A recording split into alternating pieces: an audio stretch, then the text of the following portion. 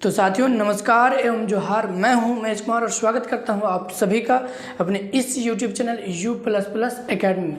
तो साथियों आज मैं बताऊंगा cleansing action of soaps and detergent के बारे में। तो चलिए आगे बढ़ते हैं और आज पे फोकस करते हैं। आगे बढ़ने से पहले जान लेते हैं आपका हालचाल। तो कैसे हैं आप सब? बोले तो एकदम झकास। तो चलिए आगे बढ़ते हैं। देखिए साथियों, आज का जो हमारा टॉपिक है वो है cleansing action of soaps and detergent, यानी कि साबुन की सफाई प्रक्रिया के बारे में हम लोग जानेंगे कि कैसे जो है सो सोप्स एंड डिटर्जेंट के माध्यम से कपड़े हमारे साफ हो जाते हैं। ठीक है, तो इसमें हम लोग सबसे पहला जो पॉइंट है cleansing action of soaps and detergent से रिलेटेड हम लोग इस पे पूरा डिटेल में चर्चा करेंगे कि कैसे क्या होता है। और इससे रिलेटेड जो हम सबसे पहला पढ़ेंगे, पहला पॉइंट वो है हमारा सरफेस एक्टिव एजेंट्स। तो चलिए सबसे पहले हम लोग जानते हैं कि सरफेस एक्टिव एजेंट्स क्या होता है, उसके बाद हम लोग जानेंगे cleansing action of soaps and detergent के बारे में। ठीक है, तो देखिए क्या होता है।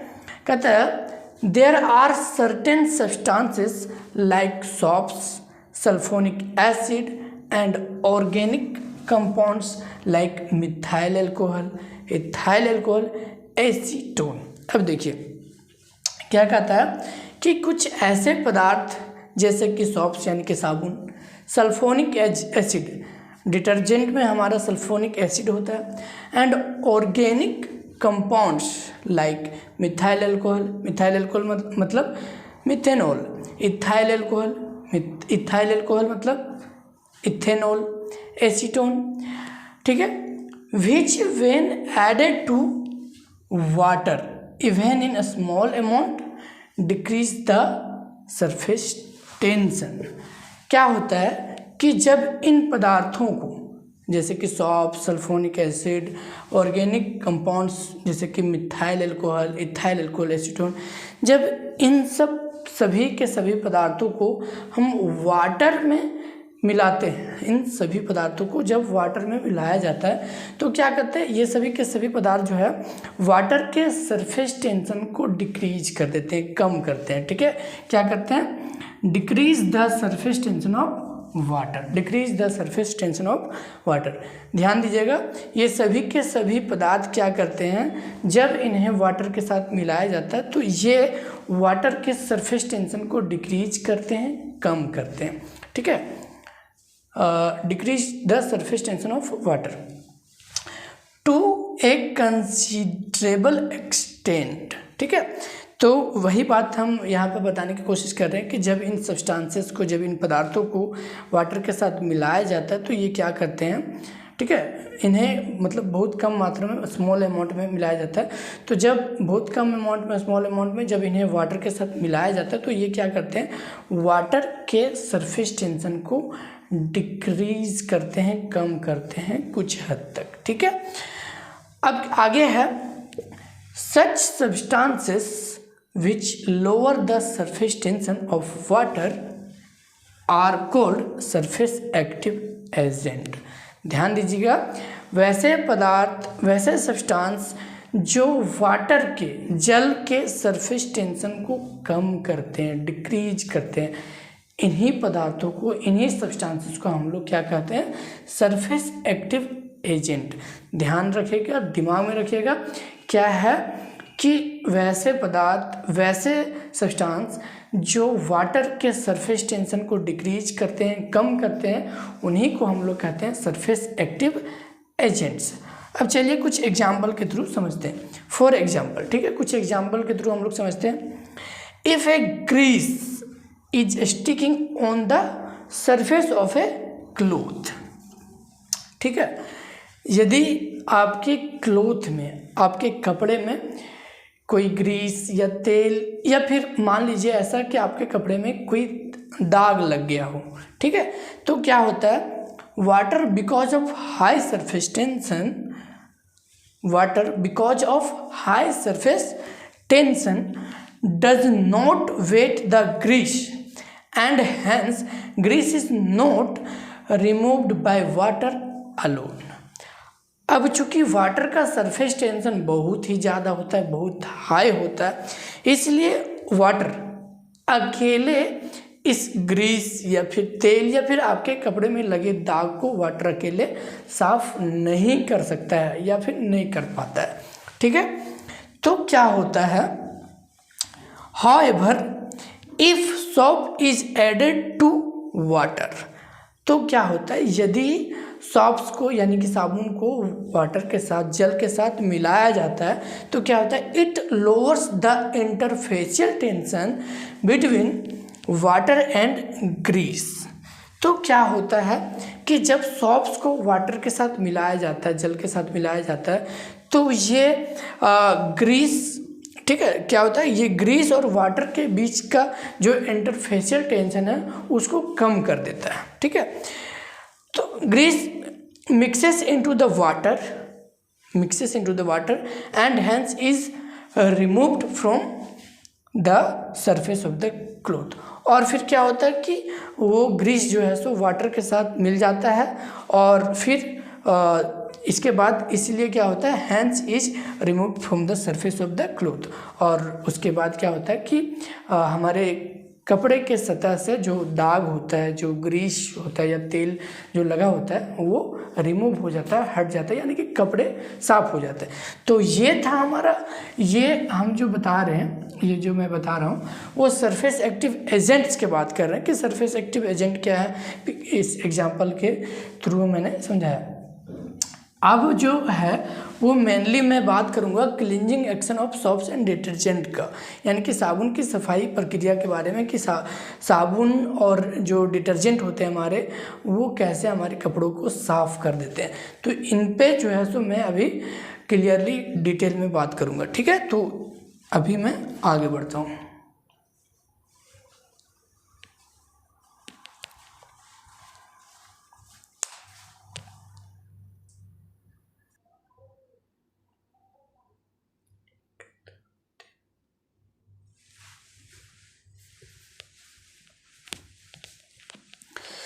तो चलिए अब मेनली हम लोग बात करते हैं cleansing action of soaps and detergent. ठीक है, अब मेनली हम लोग क्या जानने जा रहे हैं, cleansing action of soaps and detergent के बारे में। ठीक है, तो क्या है देखते हैं। कहता है soaps and detergents molecules have two parts, the hydrophilic part and the hydrophobic part. देखिए, जब भी हम लोग सोप्स एंड डिटर्जेंट्स की बात करते हैं तो इनके दो पार्ट्स होते हैं। ठीक है, एक है आपका हाइड्रोफिलिक पार्ट जो कि वाटर के साथ, जल के साथ कंबाइंड होता है। ठीक है, एंड दूसरा है आपका हाइड्रोफोबिक पार्ट जो कि हाइड्रोकार्बन के साथ कंबाइंड होता है। याद रखिएगा कि जब भी हम लोग सोप्स या डिटर्जेंट की बात करते हैं तो इनके दो पार्ट्स होते हैं। ठीक है, एक हाइड्रोफिलिक पार्ट जो कि वाटर के साथ कंबाइंड होता है और दूसरा है आपका हाइड्रोफोबिक पार्ट जो कि हाइड्रोकार्बन के साथ कंबाइंड होता है। ठीक है, आगे है the cleansing action of detergent और soaps is due to the fact that detergents molecules form micelle. देखिए, यहाँ पर मेन बात क्या है, कहता है कि साबुन और डिटर्जेंट की सफाई प्रक्रिया जो है वो पूरी हो पाती है। इसका जो मेन रीज़न है वो क्या है कि साबुन और सोप्स और डिटर्जेंट के जो मॉलिक्यूल्स होते हैं वो ऑयल ड्रॉपलेट के इर्द गिर्द मिशेल का निर्माण करते हैं। ठीक है, micelle around the oil droplet. ध्यान दीजिएगा मैं क्या कहने का कोशिश कर रहा हूँ कि सोप्स एंड डिटर्जेंट की सफाई प्रक्रिया पूरी हो पाती है।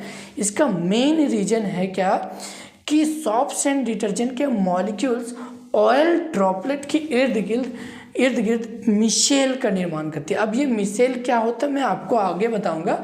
ठीक है, तो मिशेल का निर्माण करती है और ये मिशेल ही है साबुन और डिटर्जेंट की सफाई प्रक्रिया पूरी होने का मेन कारण, मेन रीज़न, ठीक है।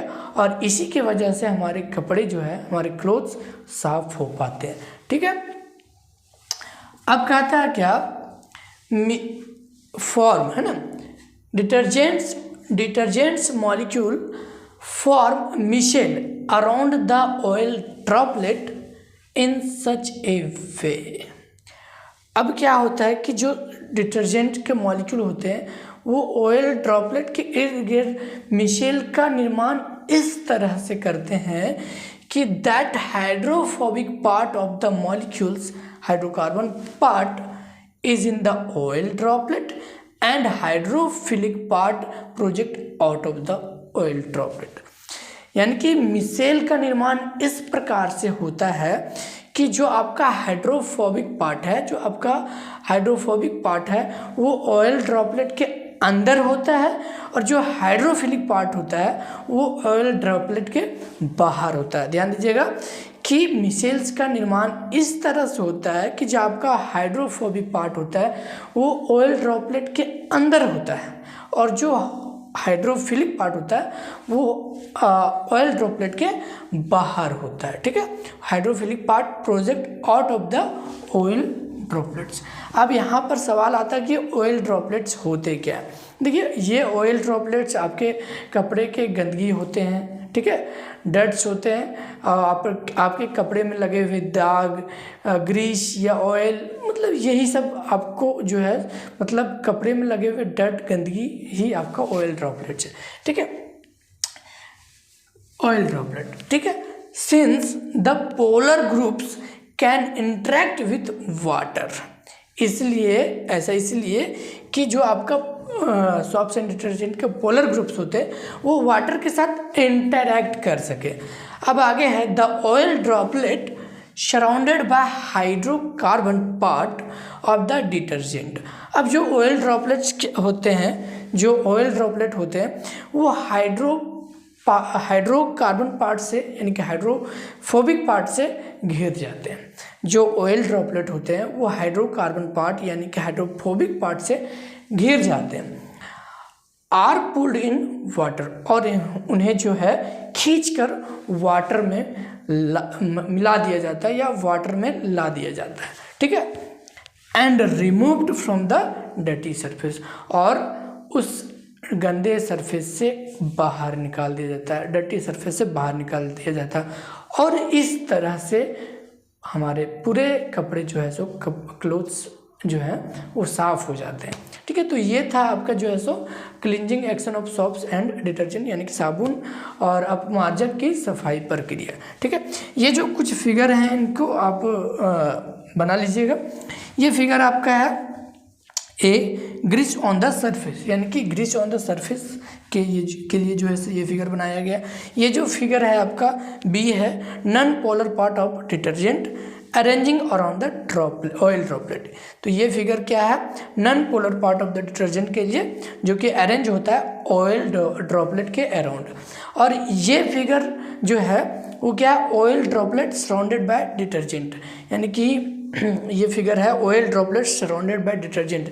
मतलब सिंपली इसको हम लोग जो है सो मिशेल बोल सकते हैं, यही है आपका मिशेल। लेकिन मिशेल का डेफिनेशन जो है सो मैं आगे बताऊंगा, अभी बताने जा रहा हूँ, ठीक है। तो ये है आपका totally cleansing action of soaps and detergent. देखिए, इजी लैंग्वेज में और आसान भाषा में मैंने यहाँ लिखा है और आपको समझाने की कोशिश किया है, तो आई थिंक कि ये आपको समझ में आया होगा। अब इसी से रिलेटेड एक दो पॉइंट्स हम और पढ़ेंगे, ठीक है।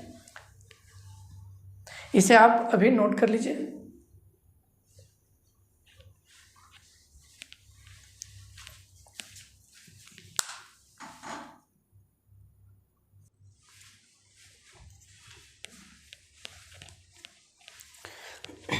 तो चलिए अब कुछ रिलेटेड पॉइंट्स के बारे में देख लेते हैं, ठीक है। और तो सबसे पहले जो है सो मैंने अभी बताया था मिशेल्स के बारे में। तो मैंने बताया था कि अभी आगे में जो मिशेल्स क्या होते हैं उनके बारे में चर्चा करूँगा। तो यहाँ पे सबसे पहले हम लोग चर्चा कर लेते हैं कि मिशेल्स क्या होते हैं, ठीक है। तो मिशेल्स क्या है, these are spherical conglomerates in which long hydrocarbon chains of the fatty acids in an effort to be as much as from water as much away from water as possible। देखिए हम लोग यहाँ पे पढ़ रहे हैं कि मिशेल्स क्या होते हैं, ठीक है। तो मिशेल्स क्या होते हैं कि ये जो है वो गोलाकार संगठन होते हैं, एक गोलाकार संगठन। These are spherical conglomerates. ये कोई गोलाकार स्फेरिकल संगठन होते हैं जिसमें फैटी एसिड के लंबी कार्बन श्रृंखला ये कोशिश करते रहते हैं कि जितना ज़्यादा संभव हो सके वाटर से दूर रहा जा सके, ठीक है। यही कहा गया है, away from the water as possible, ठीक है। तो ये क्या होते हैं, ये जो है वो स्फेरिकल यानी कि गोलाकार संगठन होते हैं जिसमें फैटी एसिड, ठीक है, फैटी एसिड के लंबी कार्बन श्रृंखला ये कोशिश करती होती हैं कि जितना ज़्यादा संभव हो सके वो वाटर से, जल से दूर रहा जा सके, ठीक है। आगे है assemble self arrange radially in A spherical structure.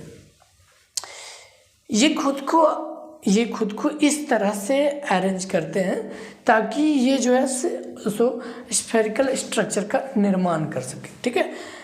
So that, इसलिए कि the chain becomes bond by dispersion forces, इसलिए कि ये जो कार्बन की लंबी श्रृंखला है, जो चेन है, वो डिस्पर्सन फोर्सेस के साथ बॉन्ड कर सके, ठीक है। तो ये है आपका मिसेल्स। और हम लोगों को पता है, और मैंने अभी बता दिया कि हमारे कपड़ों की सफाई में या साबुन और डिटर्जेंट, सोप्स एंड डिटर्जेंट की सफाई प्रक्रिया में क्लींजिंग एक्शन में जो है मिसेल का बहुत बड़ा योगदान होता है, ठीक है। बहुत बड़ा इम्पोर्टेंस होते हैं क्योंकि उनके जो सफाई प्रक्रिया पूरी होने का जो मेन रीज़न है, जो मेन फैक्टर है, वो मिसेल्स होते हैं, ठीक है। अब आगे है आपका एम्फिल्स, ठीक है, एम्फिल्स। तो ये क्या होता है, एम्बीफिल्स, ओके, ठीक है, एम्फीफिल्स, ठीक है, एम्फीफिल्स। तो ये क्या होते हैं amphiphiles? These are the molecules which possess both hydrophobic and hydrophilic part. अभी मैंने बताया कि जब भी सोप्स एंड डिटर्जेंट की बात किया जाता है तो उनमें दो पार्ट्स होते हैं, एक होता है आपका हाइड्रोफोबिक पार्ट, एक दूसरा होता है आपका हाइड्रोफिलिक पार्ट, ठीक है। तो वैसे, ठीक है, वैसे मॉलिक्यूल्स है ना, यहाँ पे बताया गया कि एम्फीफिल्स क्या होते हैं। तो वैसे मॉलिक्यूल्स जिनमें हाइड्रोफोबिक और हाइड्रोफिलिक दोनों पार्ट्स सम्मिलित होते हैं उन्हें हम लोग एम्फीफिल्स कहते हैं। एग्जाम्पल के तौर पे सोप्स एंड डिटर्जेंट हम लोग कह सकते हैं, ठीक है। तो ये जो है, ये था आज जो पूरी टॉपिक्स, पूरे points cleansing action of soaps and detergent का, ठीक है। तो आई थिंक कि आज मैंने जितनी भी चीज़ें पढ़ाई बताई वो आपको समझ में आया होगा।